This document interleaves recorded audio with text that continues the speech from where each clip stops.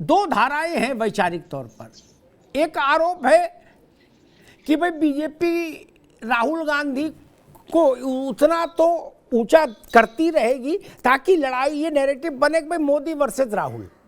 जैसा मैंने शुरुआत में कहा, भाजपा ये नहीं चाहती शायद कि बंगाल में ममता वर्सेस मोदी, उड़ीसा में नवीन बाबू वर्सेस मोदी, उत्तर प्रदेश में अखिलेश वर्सेस मोदी, नहीं, देश भर का एक नैरेटिव हो। क्योंकि आपको पता, मोदी जी को एक राष्ट्र एक चीज पसंद है, क्या आप जानते ही हो, राज्यसभा के चक्कर में नहीं पड़ना। मोदी वर्सेस राहुल, यही कश्मीर से कन्याकुमारी तक नैरेटिव हो जाए। राणा जी, इसी का मामला है, इसीलिए ममता बनर्जी ने ऐसा बोला क्या? देखिए, कोई भी राजनीतिक पार्टी हो, Amitabh ji good evening fellow panelist. देखिए, ऐसा है कि कोई भी राजनीतिक पार्टी हो अपने हित के लिए काम करती हो, चाहे वो कांग्रेस हो चाहे भारतीय जनता पार्टी हो। और भारतीय जनता पार्टी के हाथ में तो ऐसा एक तुर्क का इक्का लगा हुआ है, जब भी चाहे जब भी उछाले उसको उसके पक्ष में ही टीआरपी बढ़ जाती है। तो राहुल गांधी एक तरह से तुर्क का इक्का है भारतीय जनता पार्टी के लिए।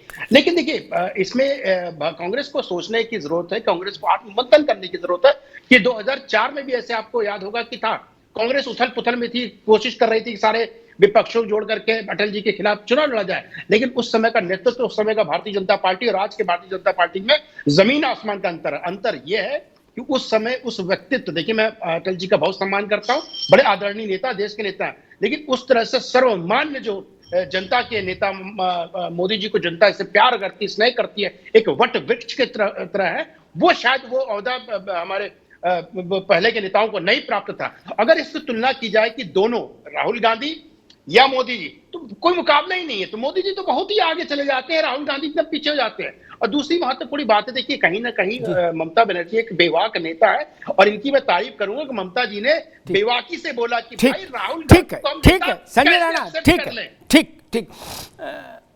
देखो, बहस फेयर रहे, इसलिए मैं एक बात और कहूंगा, संजय राणा ने जो कहा उसी के संदर्भ में फिर अब राजनीतिक लोगों के पास आऊंगा। ये ठीक है बिना किंतु परंतु के कि मोदी देश के सबसे बड़े और लोकप्रिय नेता हैं। इसमें दूसरी पार्टी के लोग हल्ला मचाएं, उससे कोई बहुत फर्क नहीं पड़ता, लेकिन जो तथ्य होता है वो तथ्य होता है एक दौर में, ठीक, उसका फिर कोई उल्लंघन नहीं कर सकता, चिल्ला सकता है लेकिन उससे पार नहीं जाता, ठीक। बाकी कोई लीडर उनके एट पार तो छोड़िए, उनके बहुत उस तक भी नहीं है, ये भी सत्य है। लेकिन ये भी सत्य है उतना ही बड़ा कि भारत में कुछ राज्य अभी ऐसे हैं जहां क्षेत्रीय ताकतें भाजपा से बड़ी हैं, ताकतवर हैं। मेरी बात फिर लिख लीजिए, मैं एक तरफा बात नहीं कर सकता ना, उस दिन तो एक व्यासपीठ ही छोड़ दूंगा। कई राज्य ऐसे हैं, आगे बहस चलेगी तो मैं बताऊंगा, जहां भाजपा छोटी है वहां का रीजनल फोर्स बड़ा है, वहां एक बड़ा चेहरा है, वो सूबे भर का है लेकिन अपने सूबे में सबसे बड़ा है, फिर उसके एट पार कोई नहीं। जैसे देश में मोदी जी के एट पार कोई नहीं। एक उदाहरण देके फिर बहस में चलता हूं।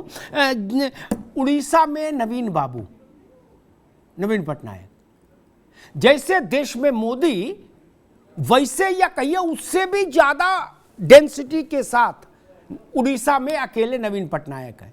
ग्राम पंचायत से लेकर लोकसभा तक जे है उन्हीं की पार्टी की। इसलिए मैंने कहा भाजपा राज्यों में उलझना नहीं चाहेगी, वो चाहेगी एक नेशनल नैरेटिव हो। संजय सरकार जी, ये आखिर बताइए, पुराना रिश्ता था दीदी का, उसी घर से निकली है, अब बताइए उनने कह दिया कि राहुल गांधी मोदी की टीआरपी है, सब किए, धरे पर पानी फेर दिया। बताइए 4,000 किलोमीटर, कितने किलोमीटर वो चल के आए राहुल गांधी, क्यों भाई ऐसी नाराजगी क्या है? संजय सरकार साहब good evening. Amitabh ji good evening. देखिए, मैं बता, आप बोल रहे हो वो घर से निकाल के आया, उस समय हम लोग कम्युनिस्ट को साथ में बंगाल में लड़ाई चल रहा था, और हम बंगाल में कम्युनिस्ट को साथ में लड़ाई कर रहे हैं और दिल्ली में कम्युनिस्ट को साथ में, वो यहाँ कुश्ती दिखा रहा है, दिल्ली दोस्ती दिखा रहा है। हम तो वो घर में रह नहीं सकते हैं, हम निकाल के आ गए हैं, निकाल के आकर कम्युनिस्ट को शिकंजा कसा, हम बाहर सत्ता से बाहर हटा दिए हैं। अच्छा, बंगाल में भी हम भारतीय जनता पार्टी को खिलाफ में मुंह तोड़ जवाब 2013 में दिया, 292 सीट में उस समय चुनाव हुआ था, हम 213 सीट जीते हैं। ठीक है, जीते। अधीर रंजन चौधरी जो बोल रहे हैं आज के तारीख में, मालूम है अगर विधानसभा वाइज में अगर हिसाब किया जाए तो आज 3 लाख वोटों से पीछे चल रहा है। अगले चुनाव में वो लोकसभा जीत पाएंगे कि नहीं, ये बहुत महत्वपूर्ण बात है। मैं आपको आज के तरह से बता रहे हैं, 7 विधानसभा में 5 विधानसभा हम लोग जीते हैं, और मुर्शिदाबाद और बहरमपुर भारतीय जनता पार्टी जीते हैं, और ये 5 विधानसभा में हम लोग को लीड है कांग्रेस से। अब भारतीय जनता पार्टी के साथ हम लोग को लीड है 3.5 लाख वोट। कांग्रेस छोड़ दीजिए, कांग्रेस तो है ही नहीं है मैदान में। अच्छा, जहां हम मेघालय में, वहां पर कांग्रेस का कुछ अस्तित्व तो नहीं, हम लड़ रहे हैं, वहां पर क्या बोल रहे हैं, हम भारतीय जनता पार्टी का बी टीम है। अरे भाई, आपको कोई अस्तित्व तो नहीं है, वहां पर हम लड़ाई कर रहे हैं भारतीय जनता पार्टी के खिलाफ। त्रिपुरा में हम लड़ाई कर रहे हैं, आप मेरे को भारतीय जनता पार्टी को बी टीम बोल रहे हैं। हम तो असदुद्दीन ओवैसी का पार्टी नहीं है। आप संसद में जाके आंख मार सकते, गले मिला सकते मोदी जी से, हम नहीं मिला सकते, नहीं आंख मार नहीं सकते। हम जमीनी स्तर से उसका राजनीतिक स्तर से राजनीतिक मुकाबला कर सकते हर स्तर पे। हम दिखा दिया बंगाल में, हम बंगाल में साबित कर दिए हैं, जो भारतीय जनता पार्टी को हराना बहुत बड़े बात नहीं, बहुत मामूली बात है। ठीक है संजय भाई, संजय सरकार, ठीक है, ठीक। अब दोबारा में आएंगे। मैं रत्नाकर सिंह साहब के पास चलूंगा। एक बात कह के, ममता बनर्जी को जितना मैं जानता हूं उसके आधार पर कह रहा हूं, ममता जी के लिए कुछ भी छुपाना असंभव है। वो जिधर खेल रही उधर ही दिखेंगी। एक दूसरा, ममता बनर्जी को डराना भी असंभव है। ये 2 चीजें मेरा अपना अनुभव है। इसलिए ये राधीर रंजन का कहना कि वो मोदी जी से पैक्ट हो गया, डेक्ट हो गया, ये सब नहीं। ममता बनर्जी के जो चेहरे पर दिखेगा वही राजनीति वो करेंगी। ये है। रत्नाकर जी बताइए, ये दिन आ गए सबसे बड़ा, मतलब जैसे मुगल वंश था भारत में, वैसे कांग्रेस समझ लो है।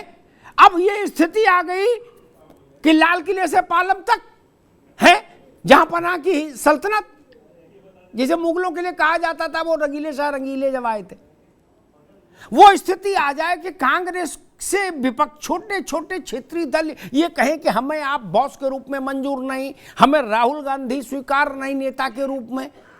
क्या स्थिति है। और कांग्रेस को बार बार ये कहना पड़े कि नहीं भाई, हमारे बिना खेल कैसे होगा, हमको भी रखो। रत्नाकर जी, नहीं लग रहा कि मामला थोड़ा सा डिस्ग्रेसफुल हो रहा है? अमिताभ जी, आप जो अभी जिस ममता बनर्जी का जिक्र कर रहे थे, कह रहे थे आप कि वो डरती नहीं है, वो उस ममता बनर्जी का आप जिक्र कर रहे थे जो आज से आप समझ जाइए 2 साल पहले तक की परिस्थितियों के बारे में बात कर रहे थे। जिस प्रकार परिस्थितियां बदली है और ममता बनर्जी ने मायावती की तरह हथियार को डाल दिया है, जिस प्रकार पार्थ चटर्जी का शिक्षा विभाग भ्रष्टाचार उजागर हुआ है, अनुव्रत मंडल का भ्रष्टाचार उजागर हुआ है, सीबीआई की जांच जो है अभिषेक बनर्जी की पत्नी के ऊपर जारी किया गया है, वो ममता बनर्जी अब बैकफुट पे आ चुकी है और वही बॉल मार रही है, जो भारतीय जनता पार्टी बोल रही है कि हाँ, इसको किस ड्राइव में खेलना है उसके हिसाब से वो खेल रही हैं। और ये कह रहे हैं कि टीआरपी की बात कह रही हैं कि टीआरपी बढ़ रही है भारतीय जनता पार्टी की, और मोदी जी टीआरपी बढ़ा रहे हैं अपनी। नहीं, मोदी जी नहीं, वो ये कह रही है राहुल गांधी का चेहरा मोदी के लिए टीआरपी है, वो ये कह रही है। इस बात को समझो, मोदी के लिए टीआरपी है। मैं बात, अगर मोदी के लिए टीआरपी होता अभी अमिताभ जी, तो 4000 किलोमीटर की जो भारत जोड़ो यात्रा हुई है उसमें लाखों लोगों का साथ जो राहुल गांधी को मिला है, वो क्या मोदी जी की टीआरपी बढ़ा रहा है? 5 दिन से आज सदन जो है, ये पहली बार इतिहास में हो रहा है कि सत्ता पक्ष वो सदन को चलने नहीं दे रहा है। राहुल गांधी जी प्रेस कॉन्फ्रेंस करके बोल रहे हैं कि मैं बोलना चाहता हूं लेकिन सदन में बोलने नहीं दिया जा रहा है, पूरे सदन का माइक म्यूट कर दिया जा रहा है। ये राहुल गांधी का डर है, ठीक है, ये मोदी जी की टीआरपी नहीं है। ठीक है, तीसरी चीज, रत्नाकर जी आएंगे दोबारा में आएंगे। मनोज जी को भी लिया बस में, फिर एसएन सिंह से भी जवाब ले ले, फिर सेकंड राउंड में। भाई देखो, एक बात रत्नाकर जी ने जो कही उसमें मुझे एक बात लगती है, भाजपा गुब्बारा फुलाना भी जानती है। ये सब मेरी अपने अनुभव की टिप्पणियां हैं, आप लोग सहमत ना हो जरूरी थोड़ी ना। मैं सपा के बारे में भी एक राय रखता हूं, मनोज उससे सहमत हो कतई जरूरी नहीं। भाजपा गुब्बारा फुलाना जानती है और उसकी हवा निकालना जानती है। आज भाजपा तय कर ले कि कल सुबेरे हाउस में बोलने की अनुमति राहुल गांधी मांगेंगे कांग्रेस, हम ऐतराज नहीं करेंगे। 15 मिनट में केस खत्म, फिर नई कहानी।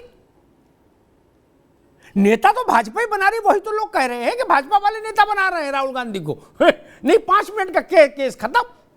अयोध्या में ढांचा गिरा, उसके बाद भी बहस ही हुई ना पार्लियामेंट में, हाथ पैर तो तोड़े नहीं गए किसी के। सुखराम पकड़े गए थे रुपया के साथ, 16 दिन हाय तौबा मची, फिर अंत में तो हाउस चला ना, केस खत्म हो गया मुद्दा। राहुल गांधी का मुद्दा भी खत्म कर देंगे 5 मिनट में, जिस दिन मन में चाह लेंगे। ये मसला है, ये मैं सिर्फ कहना चाह रहा हूं। मनोज यादव जी, आपके नेता ने भी कह दिया कि भैया कांग्रेस वाले अपना देखें, हमने तो अपनी ट्रेन अलग रख कर ली है, वो अपनी ट्रेन देखें, बस देखें, जैसे आना जाए, जहां जाना चाहे। दिल्ली वाले अलग और हम लोग अलग। कांग्रेस ने अभी रायपुर में एक बड़ा वैचारिक मंथन किया था, उसमें उसने ये नतीजा निकाला कि देश में अगर थर्ड फ्रंट बना, ठीक, तो भाजपा को लाभ पहुंचाएगा, ये तय है। कल परसों पिछले 2-3 दिनों में कलकत्ता में जो कुछ राजनीतिक गतिविधियां हुई, ममता जी, अखिलेश यादव, सब लोग, उसका लब्बो लुबाब ये है कि भाई थर्ड फ्रंट जरूर बनेगा, खटोला अपना भी बिछेगा, चाहे कोई कुछ कर ले। तो तीसरा खटोला बिछेगा तो कांग्रेस का तो मामला वो तो लिखत पढ़त में कह चुके कि फिर भैंस गई पानी में। यादव जी देखिए, अमिताभ जी, एक बात स्पष्ट कर दूं, और पहली लाइन से आपको पता चल जाएगा कि वास्तविकता और हकीकत क्या है। 2024 का चुनाव किसी भी दल के लिए किंग बनने का चुनाव नहीं है। अगर कोई राजनीतिक दल इस भूल में चुनाव लड़ेगा कि हम किंग बन जाएंगे, तो निश्चित तौर पे वो बहुत जमीन के नीचे चला जाएगा। वो कांग्रेस हो, वो समाजवादी पार्टी हो, वो ममता जी हो, वो बिहार की बैठी पार्टियां हो या महाराष्ट्र की बैठी पार्टियां हो, या देश के किसी भी कोने में, अगर विपक्ष में आप हैं तो आप किंग मेकर की भूमिका में आ सकते हैं। और अगर किंग मेकर की भूमिका को आपने एक्सेप्ट कर लिया तो निश्चित तौर पे बीजेपी के दिन बहुत बुरे आने वाले, इसमें दो राय नहीं है। लेकिन आपका एक वक्तव्य आता है कि मोदी जी इस दौर के सबसे बड़े नेता हैं, I accept it. Jawaharlal Nehru और अगर मैं लाल बहादुर शास्त्री जी को छोड़ दूं तो जिसका भी दौर आया, जितने भी नेता बने इस देश में, प्रधानमंत्री बने, सबके अपने अपने दौर आए और सबके अपने दौरों को ध्वस्त भी किया गया है। चाहे वो विपक्ष के द्वारा ध्वस्त हुए हो, चाहे अपने कृत्यों को द्वारा वो खुद स्वयं भस्मासुर बन के ध्वस्त हो गए हो, इसमें भी किसी तरीके की कोई शंका नहीं है। तो मोदी जी का ऑरा बड़ा है, नो डाउट, क्योंकि उनके समक्ष कोई ऐसा राजनीतिक दल नहीं है। राहुल गांधी के ऊपर हजारों करोड़ रुपए इसीलिए ने बीजेपी ने खर्च किए कि ये प्लेयर बने रहे हमारे सामने। किसको डैमेज किया? राहुल गांधी पैसा बीजेपी लगा रही, हो गया काम। अरे कितना पैसा खर्च किया उनकी इमेज को डैमेज करने के लिए, उनकी इमेज को डैमेज करने के लिए हजारों करोड़ रुपए खर्च हुआ। उनको क्या क्या कहा गया, उस इमेज से वो निकलने का प्रयास किए, उन्होंने मेहनत की, सारी बातें। लेकिन उस लाइन को मैं पुनः दोहरा रहा हूं, और बीजेपी का कांग्रेस का शीर्ष नेतृत्व तो सुन ले, ये 2024 का चुनाव किंग बनने का नहीं है। अगर कांग्रेस का प्रवक्ता नेता या उनके सांसद ये सोचते हैं कि प्रधानमंत्री कोई उनके दल का बन जाएगा या राहुल गांधी बन जाएंगे, तो ये सबसे बड़ी भूल होगी। और मेरे ख्याल से राजनीति में ऐतिहासिक इससे बड़ी भूल किसी राजनीतिक दल विपक्ष के रूप में किसी ने नहीं की होगी।